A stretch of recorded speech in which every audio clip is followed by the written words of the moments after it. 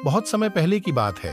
एक राजा अपने राजमहल में हंसी खुशी रहते थे। उनकी एक सुंदर पत्नी रानी भी थी, जिन्हें एक सुंदर बेटा हुआ। राजा ने उसके जन्म पर भगवान बुद्ध की तरह विशेष लक्षणों का सामर्थ्य देखा और उसका नाम सिद्धार्थ रखा। बचपन में ही सिद्धार्थ को ध्यान और समझदारी की आदत थी।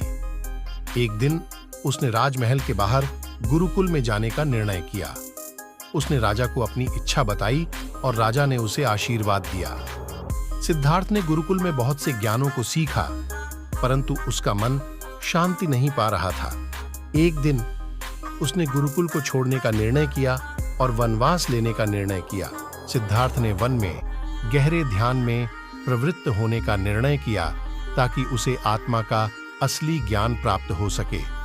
उसने वन में बहुत कठिनाइयों का सामना किया, परंतु उसकी निरंतर तपस्या ने उसे अद्भुत ज्ञान की ओर बढ़ने में मदद की। एक दिन सिद्धार्थ ने एक बोधि वृक्ष के नीचे बैठकर ध्यान में प्रवृत्त होते हुए अपने आत्मा का साक्षात्कार किया।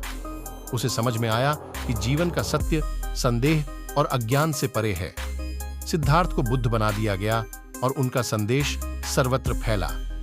उन्होंने बुद्धिमानता और दया के साथ सभी को जीवन की सच्चाई का बोध कराने का कार्य किया। बुद्ध ने 4 महासत्यों का आलोकन किया: जन्म, जरा, रोग और मृत्यु, और उन्होंने बताया कि इन चीजों से बचने के लिए सत्य, संयम, क्षमा और उदारता का पालन करना आवश्यक है। बुद्ध ने अपने अनुयायियों को ध्यान और साधना के माध्यम से आत्मा के महत्व की पहचान करने के लिए प्रेरित किया और उन्हें सुख और शांति की प्राप्ति के लिए मार्गदर्शन किया। बुद्ध की शिक्षाओं में अहिंसा, सत्य, असंगता और समर्थता के सिद्धांत शामिल थे। वह हमेशा समाज में भ्रष्टाचार, अत्याचार और अन्य अनैतिकता के खिलाफ खड़े रहे।